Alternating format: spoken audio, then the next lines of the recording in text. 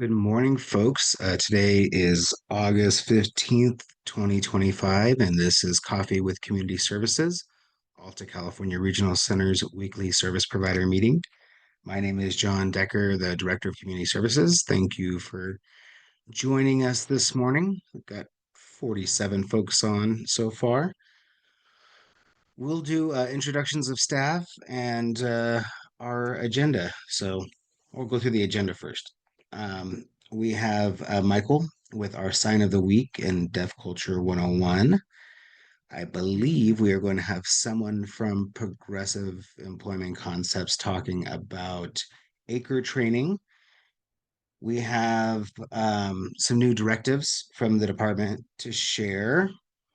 We have updates on exemptions because I believe they're being emailed to us right now from DDS. We have upcoming vendor forums to go over. There are some upcoming conferences that I will be sharing with you all about. Um, there's a Lois meeting at Alta next week as well, a stakeholder meeting. Going to talk about the DSP Collaborative. We're going to share our newsletter for those of you that haven't seen our newsletter that is out and give you a little update on um, electronic visit verification and mileage directive if we have time. And for staff, we have from the Community Services Department this morning, Christine and Marty and Alejandra and Tom and Brandy and Michael and Jason, our lead community services specialist. We also have our emergency coordinator, Hubert, on. Good morning. And from community services as well, we've got Shauna and Sharon and Jessica and my assistant, Zach and Monet, and our manager from QA, Scott Barr. Good morning. We've also got on Beverly and Boyd, Rhonda and our manager, Helen from community services. Additionally, Damien and Mason from Community Services and our manager, Michelle Duchesne. Good morning, everyone. We will throw it over to Michael Mercado for our sign of the week in Deaf Culture 101.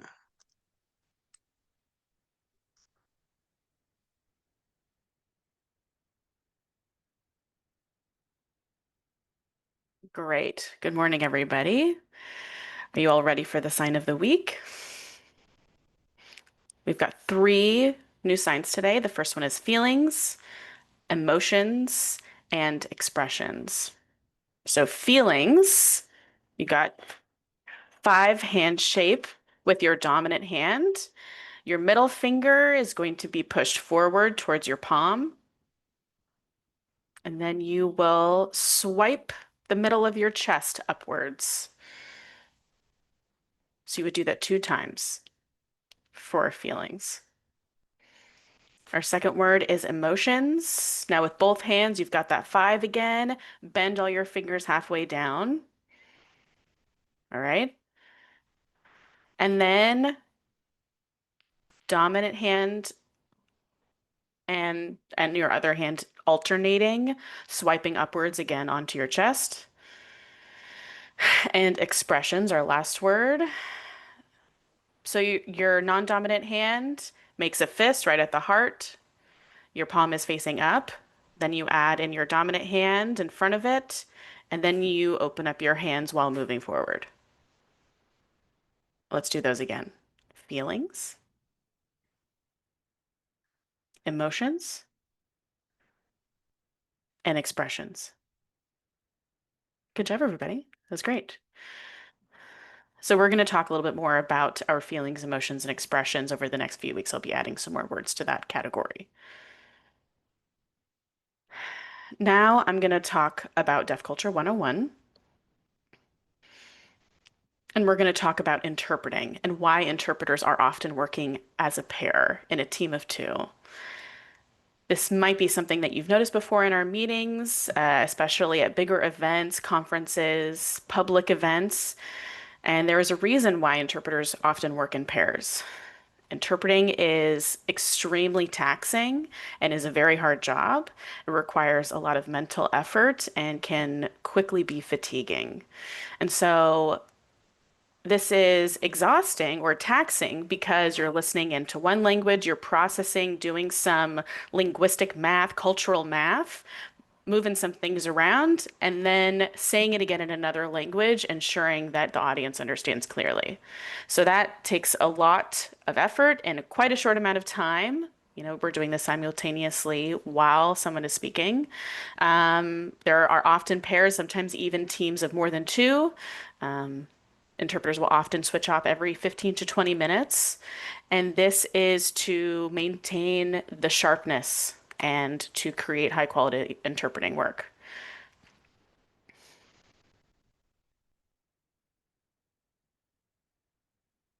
So the interpreter who is not actively interpreting is not dozing off. They are actively supporting, checking for accuracy, providing extra information if the on interpreter is missing something or had a little bit of lag time, missed that year or that name, the acronym, whatever it might be. That interpreter can help feed the on interpreter to make sure that everything is of quality, clear, correct, and complete. It often takes several seconds, maybe 20 to 30 seconds, for something to be interpreted into the next language. And so if the speaker is speaking too fast, like maybe John is speaking too fast, that means the interpreters are working too quickly, right? So they're having to rely on the quote unquote off interpreter to provide that support. And this reduces that mental fatiguing, reduces omissions and errors in the interpretation. And that means that these interpreters can last longer throughout the day. So they can work all day long as a team, whether it be in a court hearing, a medical appointment, conference, what have you. Now, if you plan to host any event, a conference, maybe you're on an organizing committee for a conference, we recommend that you send over your PowerPoints, any notes, agendas, any documents that would allow the interpreters to be best prepared and to know your acronyms, your names, all of the things that the interpreter will not know prior to walking into the room normally. That way that the interpretation is clear, that the deaf people in the audience understand as best as possible, just like the hearing people in the room know what's going on. Providing this information in advance allows the interpreters to conference with each other and talk about, oh, I've never seen this word in English. I've never seen it signed before. What do you think we should sign for that? So having those discussions as well. So yeah, interpreters need time prior to the job to make sure that they're going to do the best job possible, and that allows for better access for everybody. That is Deaf Culture 101 for today. But I also do want to talk about something that was recently released, ASL AI. It is a program called Sign Speak. It is very cool. They're still in the beta testing. It's free for a short amount of time while they're still working on bugs and whatnot. So I'm going to talk a bit about what this program provides. So Sign Speak AI is a program that is to assist deaf and hard of hearing people with communicating with hearing folks who don't sign. It could also be to create videos on social media, things of this nature. So a hearing person can very easily just turn on auto captioning if they're making a video.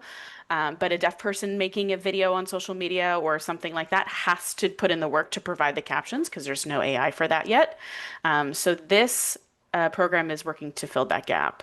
So it provides sign to text, text to sign. And so this could be me videoing myself, and it is automatically interpreting what I'm saying into English captions. Or if I type in a message, then it will provide an ASL interpretation. Or it can take audio English and convert it into ASL, and similarly ASL into a voice recording.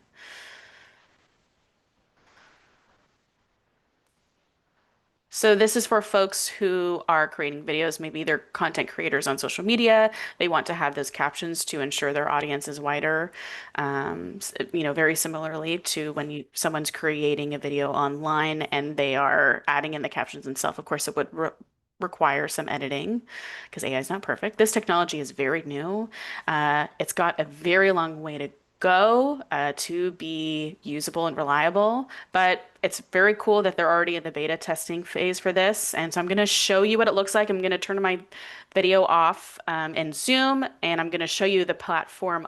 When I share my screen, you'll be able to see me there. The interpreter is not going to be interpreting during this part, so you can see what it looks like, okay?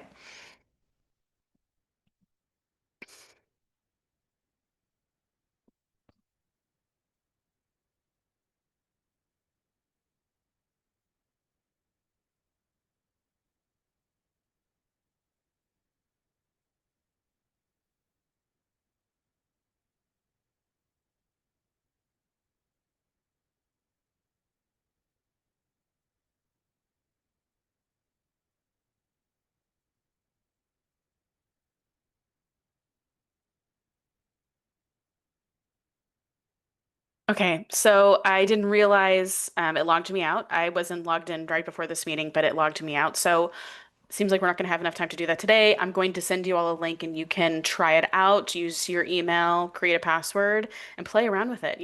Even though you don't know sign, you can still type something in and then see what the output is in ASL. This is really cool. It's very, very new, starting out with this very new technology, and we'll see how it goes. And I'm sure it's going to go a long way. But this does not replace an interpreter. I want to emphasize this. We still need human sign language interpreters. This is still great for something like if I go to a restaurant I'm trying to order and there's obviously no interpreter at my table, or short interactions like that. Thank you. Thank you very much, Michael. I would like it. I was actually ready to share my screen with the website because I was following along there. I would like it if next week you could actually demonstrate this for folks in this meeting. So I'd like to Absolutely. see. Yeah, I'll try to do that. Again, we are really trying to figure out ways to utilize technology solutions to some of the challenges that we are facing. And it is a very large goal of our regional center to ensure that we get supports to people in their own language. And we know that we do not have enough support people out there for everyone that certainly utilizes ASL. So anytime we have opportunities to use technology like this, yeah, really would like to promote that. Also, Michael, just real quickly, you will also be next week talking about this new service that is available called American Sign Language Training and Support. I think that's the plan for next week, right, Michael? Yes. Yes, I will give a brief presentation on that as well. Excellent. So, in the meantime, folks, just to get you prepared for Michael sharing this next week, I am going to drop this in the chat so you all can get a little preview of this new service. All right. Thank you very much, Michael, and I will stop sharing my screen there. Um, do we have the plug for the upcoming ACRE training? Do we have anyone on for that? Hi, John. Yes, I can. Oh, there See. you are. Okay, perfect. Let me make you a co-host real quick. Go ahead, please. Okay, let me share my screen.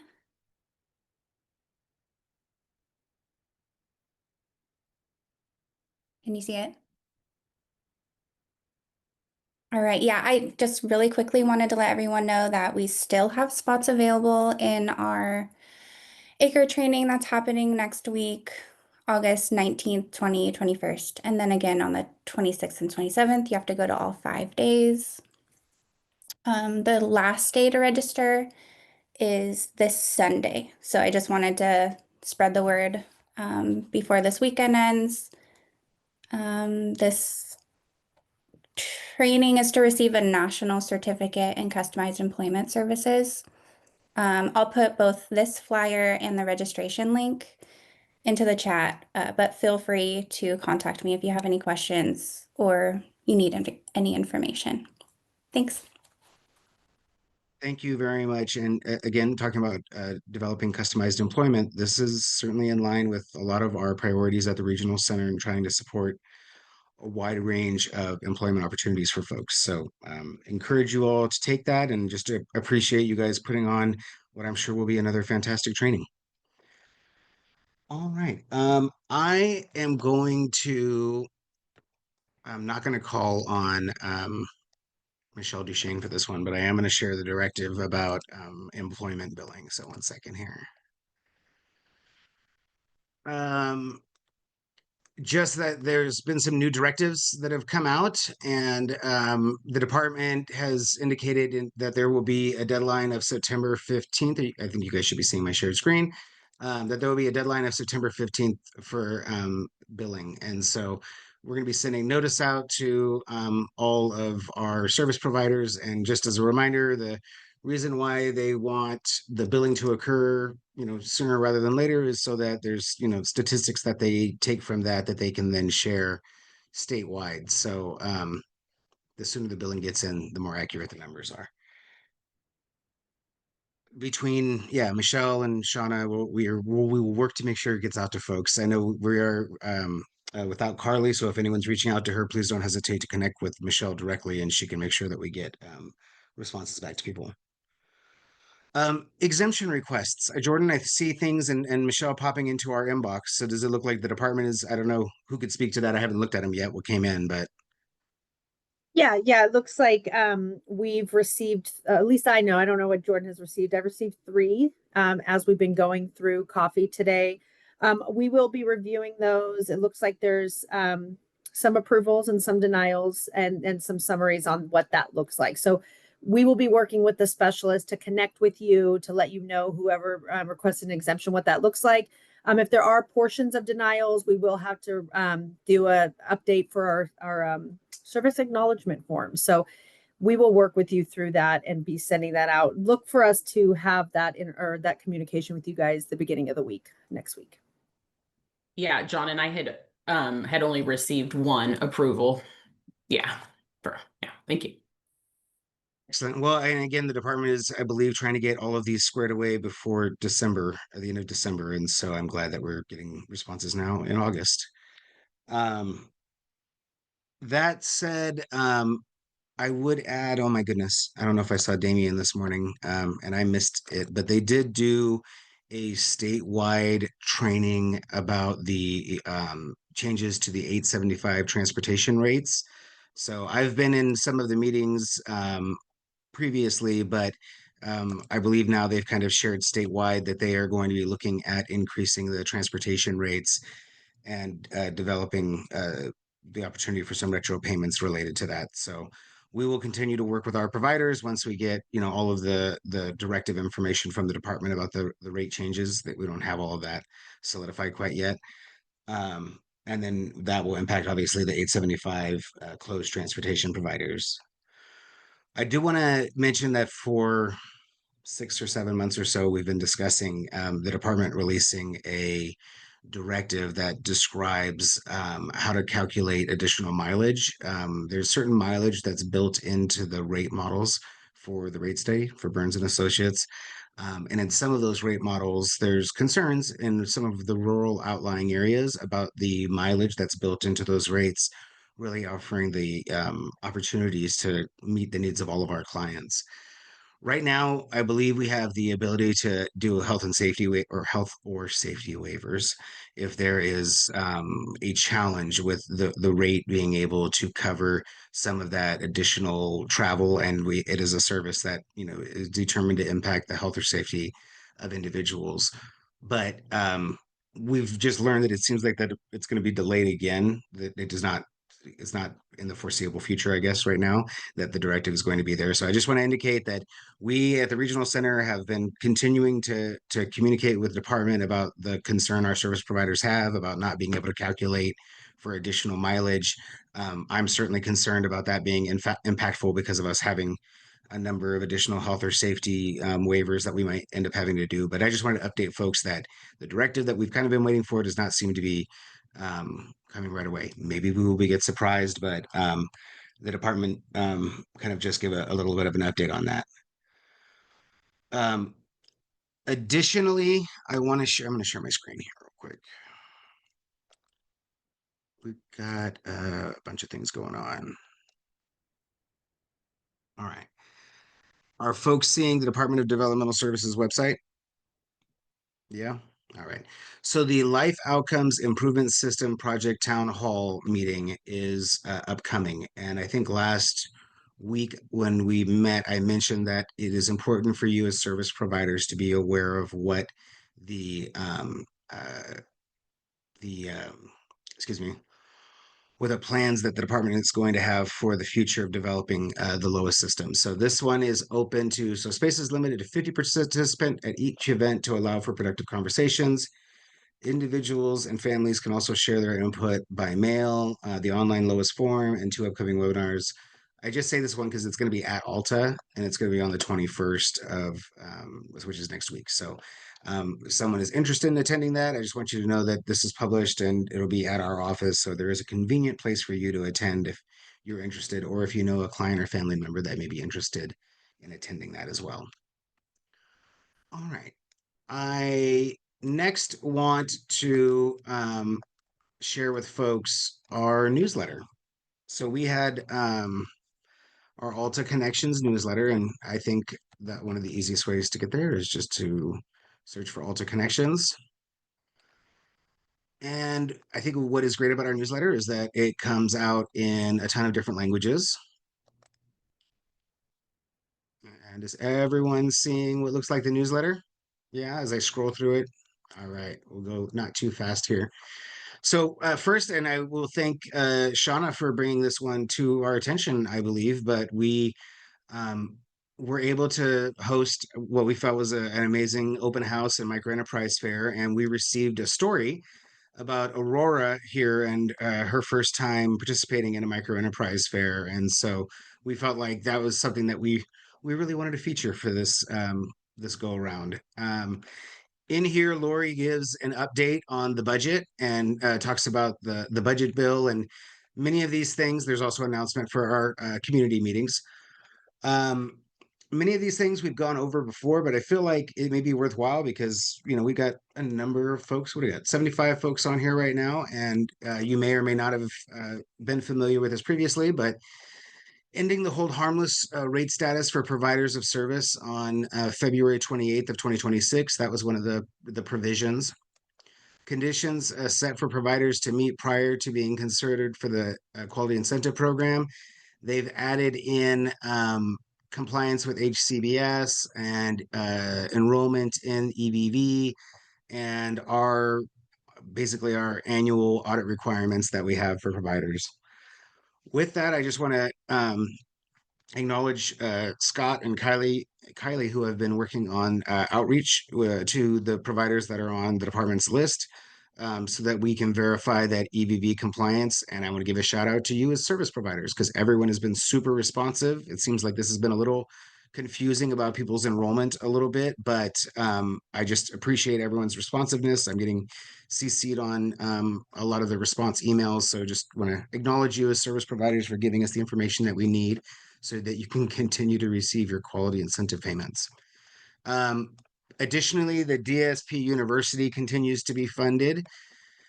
There is an end to dedicated funding for regional centers to implement requirements for the implicit bias training.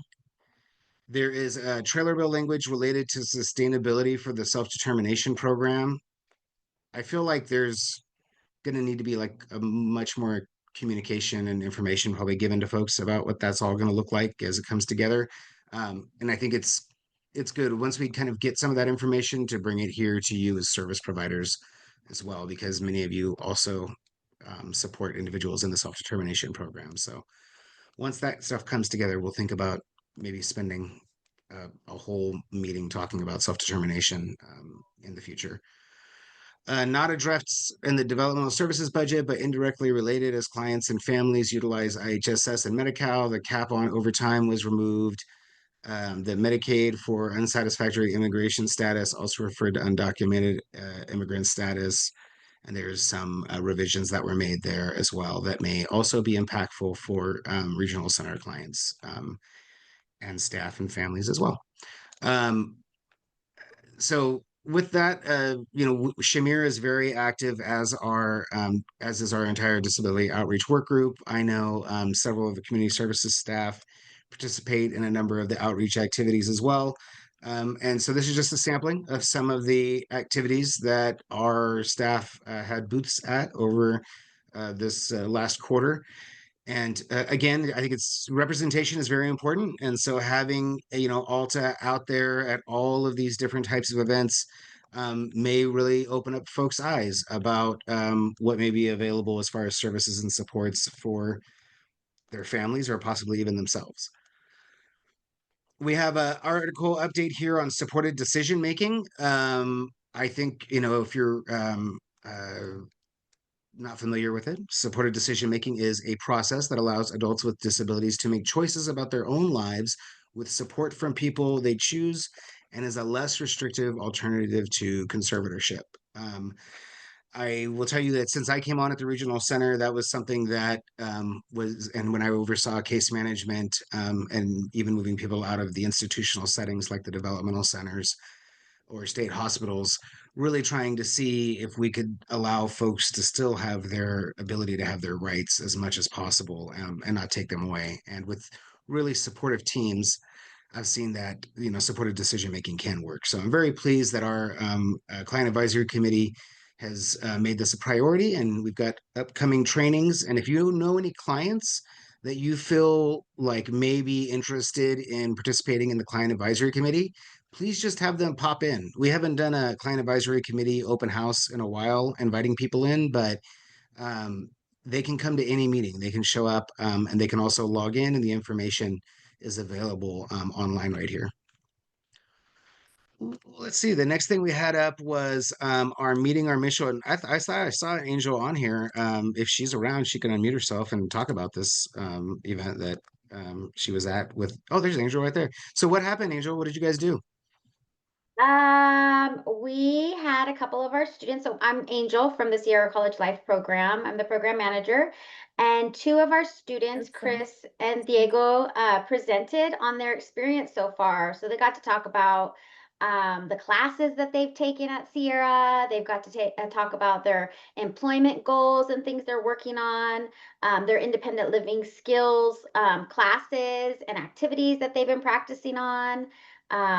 I think one even talked about, getting a girlfriend. So it was just a great experience, being able to be there and see our students feel really proud of themselves and be recognized for the hard work. We have completed our first year. And so these two students, Chris and Diego, are part of our cohort 1, but we just started our cohort 2. So now we have a total of 26 students. And so, yeah, just really proud. Thank you so much to Alta's team. Also want to highlight Alta. I nominated them for an equity award, and they were selected out of all of our candidates to be selected for the Sierra College Equity Award. So we're just so grateful for the partnership. So thank you to John, Carly, and team. Really appreciate you all. Thank you very much. Again, it really has been an awesome partnership. It's having Sierra College being so innovative and really willing to try to meet the needs of like the community around them and all the families that have individuals with developmental disabilities that want to be able to have an opportunity to be on campus and have that involvement in that integration. So again, it's as it continues to grow, as we have more and more years of the program, I think this is something we'd love to see replicated a lot more widely. And I think Sierra College is figured it out. They're figuring out how to grow it smartly, and so I think it's going to be something that is going to continue to be very lasting and impactful. For our board of directors, it's really nice to hear directly from individuals served. So again, if you have any stories like that, if you have anything that you feel like, you'd really love for our board of directors to hear from the service provider side of things, I think many of you have the ability to, reach out to Lisa West, our executive secretary, but you could also reach out to me, and indicate that, maybe you'd like to have some type of opportunity for clients or families to be spotlighted in front of our board of directors. So again, it gives a lot more realism to really see what it's like from the individuals that's been service perspective. So thank you guys. And from there, I just have to transition to some superstar staff of our regional center. And any of our staff that are on right now that have worked with Esperanza can talk about. She's been like in, I think, 3 different service coordinator positions since I've known her at the regional center, and has been amazing in all the different things that she has done. We actually had an opportunity to get someone that is family of ours that honored her last year at one of our board meetings because of all of her hard work. We've implemented this employee of the month at the regional center, and we'll be bringing these to you through our newsletter here as well. Again, and another superstar of ours that we work very closely with in the intensive case management unit, and now a lead, I think, in that unit as well. So again, just can't say enough about the amazing staff that we have. I believe that we're up to about 850 staff at the regional center, which is huge. I think we were at about 530 or so before COVID. So just give you an idea how big we've gotten. I know I mentioned before, and I think I shared some pictures of the open house, micro enterprise fair, the vendor fair. I cannot say enough about you service providers that sweated it out in the heat out there. We did have some easy ups, so that did make it a little bit better for some folks, but it was certainly a warm one. We had, again, unprecedented participation in our micro enterprise fair because we opened it up so widely. And so I will just say I got amazing feedback from folks that were selling about how well they did selling, and also just how much they appreciated seeing everyone and being kind of in like that nice, big, beautiful space. So again, whether you were outside or whether you had something inside with us, or you did a micro enterprise fair, we really appreciate it. Again, being able to open up our space to everyone. With this, so Shauna, we got this story right from Jackie. I think it was Jackie, the sister. And I'll just zoom out for a second here.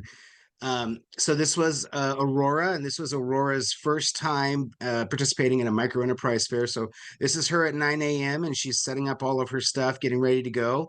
This is her. She's all set up. She's got her table. She's down there at the far end of it looks like the cafeteria where we had it. And she was all sold out by 12:30. She just had a few items and was done by 1:15. So we got a great report on what she sold during the event, and her sister Jackie can certainly be contacted if anyone wants to purchase any more of her goods. But certainly love to hear the personal stories of individuals, especially people that are really participating in it in the first time. And to be able to get $300 worth of sales really does set her up to be able to buy more supplies and to keep doing the things that she loves. I mentioned that our manager, Herman Kothi, I think was the person that came up with this brilliant idea that for the open house, we actually have a survey that is filled out. This is Shamir helping someone doing the survey there. And if you filled out the survey, then you got a gift certificate to be utilized in the micro enterprise fair. And we paid out over $3,000 to clients at the micro enterprise fair through this. So not only do we get really valuable information that helps us do a better job at delivering services and supports to our community, like through the survey, but then we also get to really support one of our main priorities from our board of directors, which is employment, and micro enterprises really encourage that. So I loved it too, because all the other regional centers were here during that day, and so I shared this idea with them, and I'm hoping that they incorporate this at their regional centers as well, because I think it's a great way to support the micro enterprises, and a great way to make sure that, again, we get really good information from our stakeholders via the surveys. In here as well, there's an article I recommend you take a look at related to evidence-based practices from direct support professionals. We have some photos here from one of the several Medicaid rallies that went on, but we had amazing participation by a number of our staff out there. And there's Lori as well with, you can see a number of clients there too. So definitely appreciated our opportunities to be out there with you all as service providers for these important rallies. There's an article in here about our ribbon cutting for the Heights on Stockton, which is a development right off of Stockton Boulevard in Sacramento, California, where we have 10 affordable housing set-asides. And I think we mentioned it, but Rhonda, we got to meet Mindy there, right? And so Mindy was able to tell us a little bit of her story, and she actually got a video interview by the Department of Developmental Services. So if you click here, you can check out the video that Mindy did of an interview with the Department of Developmental Services. I am happy to share that the DSP Collaborative is expanding to the 7 Los Angeles County regional centers. We were able to get successful funding from the Department of Developmental Services to expand the DSP Collaborative down to these Los Angeles regional centers. Hopefully I can transition and won't mess things up. Are you now seeing the DSP Collaborative website? Yeah? Yeah? All right, right on. So the next thing that we would be planning by, I think it's the end of September, we're going to be doing a kickoff meeting in Los Angeles County, is there would be a map kind of adjacent to this that has Los Angeles County, and then you can choose kind of a regional center catchment area, which is the ones that you serve within that county. Just like in our area with the DSP Collaborative, many of you serve multiple counties, and so it kind of just it'll get cross-posted into multiple ones. I will say though, we are also preparing for a statewide expansion of the DSP Collaborative as well. So that's another thing that we are looking at for next fiscal year, is in a map of the entire state of California with job ads specifically for service providers that work with individuals with developmental disabilities. So very excited about having that coming online here soon too. All right, whoops, it's the wrong one. Okay, so the next thing we just wanted to share in here is about the Blue Envelope program. And I don't know if how familiar Sharon or Jordan are as it relates to it, but I know that this is something that Lori was very supportive of to help individuals be able to identify themselves possibly to law enforcement ahead of some types of interactions. And so I would encourage folks, we are a community partner in Placer County as it relates to this. If you go to their website, you can take a look at that. But this is something that we are certainly wanting to promote to folks that might require some additional accommodations or awareness from law enforcement. Special Olympics, a little preview here. If you're interested in Special Olympics, you can see some of the activities that went on here. And they had the opening, had Assemblyperson Stephanie Wynn from Elk Grove. They had the State Treasurer Fiona Ma out there as well. So encourage folks to take a look at that. There was a Sac City resolution for Disability Pride Month, and we, along with folks, service providers, Independent Resource Center, Joe Wilson's right there too, participated in that from Sac City. And then I know I talked about it last time, but the Sport of Life Conference is going to be coming up on October 9th and 10th. And Rhonda and I met with our presentation team yesterday. Was that yesterday? Yeah, it was yesterday. And we are going to be presenting on Thursday, right after the morning keynote. So we're going to have a team. I'm going to stop sharing my screen real quick. I saw some people on here, but we're going to have a team from East Bay Innovations, from the STEP Agency, and from On My Own Independent Living Services, that are going to be presenting about our assistive technology pilot. And so we are very excited about that. Hopefully folks will be interested in logging in and seeing that too. All right, please, as I say, check out the newsletter and let's see here. Going through all my lists of things that are on the agenda. The next one I wanted to mention to you guys, I'll share my screen, is upcoming conferences. So we have the upcoming, and this is just one that's next Friday. Not that I want folks to miss Coffee with Community Services, but if you are a residential service provider and you are interested in kind of what is the future of your field. The 6-bed group meets every year. I typically present to them. This year I'll be presenting, as will community care licensing and the aging department at Department of Developmental Services, as well as the workforce folks from Department of Developmental Services will be presenting at this conference. And this is next Friday, and it is in Burlingame. So if anyone is interested in that, I will drop that into the chat for anyone that may be a residential provider that has an interest. All right.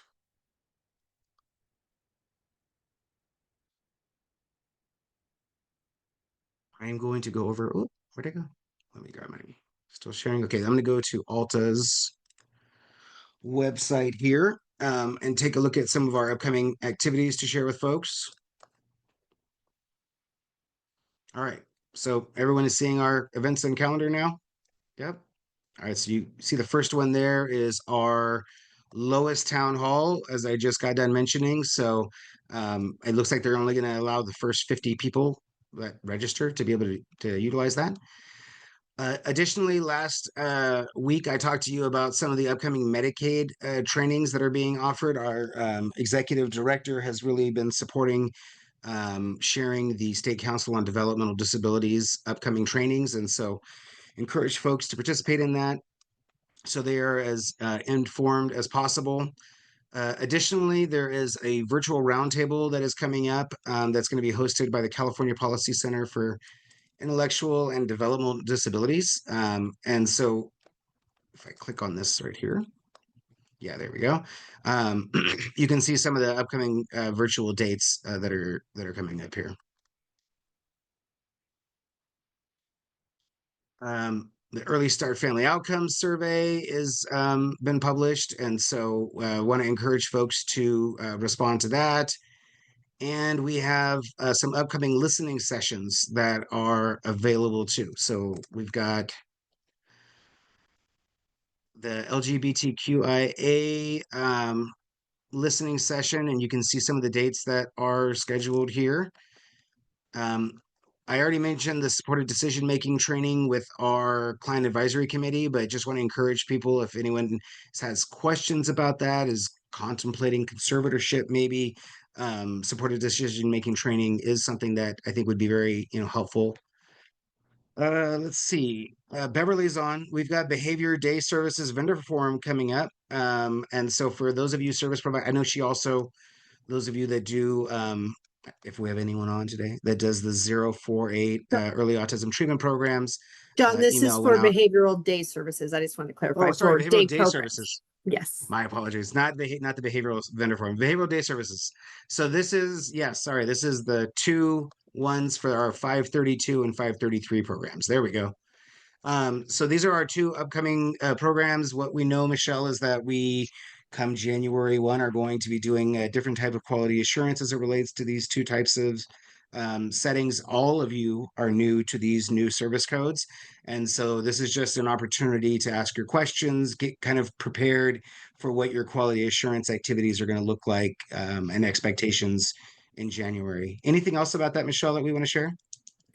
No, it just that your specialist is assigned to reach out to you in the next coming months to identify the consultation requirements that are now required for each service code, and the training requirements. So those are all things that need to be updated in your program design, and we need some updated documentation. So we will be reaching out and supporting you so that you are compliant fully by January 1st. All right. Again, we do have a residential vendor forum as well. I know we do these things via Zoom. It's been tough. We don't get a lot of agenda items sent to us. So if you're a residential services provider and you're on here, I believe Odelia is still our point of contact for, right, Michelle, for submitting agenda items for these. Let me just double check. Oh, it doesn't have that on here, but I believe We- Odelia is your contact for those, right? Yeah, and we usually assign an update, but this one's specific. We have a pretty packed agenda because we are addressing the level 2s and level 3 changes. So that will be the Okay. first half of the meeting, and the remainder half will be all encompassing for residential requirements. But we can definitely add that point of contact. It will be me at this time. If you guys don't see anything, then please, I'll put my email in the chat. All right. Any questions about that? All right. So I'm going to go into the chat and see what else. As I said, and I'll just acknowledge that I don't think there's anything else related to electronic visit verification, but if you do have a question related to that, the point of contact at Alta has been established to be Kylie Draper. And so you can reach out to her directly related to that. All right. With that, that is what we have for our agenda items for the day today.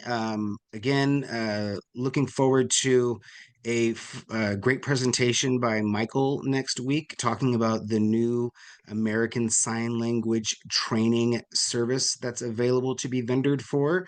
We're going to be talking about the rate, the service itself, the qualifications that we're going to be looking for that, and also sharing what the rates have been developed for that too. So I'm looking forward to that, and looks like we can also get Michael to try to get the Sign Speak AI set up for you guys too.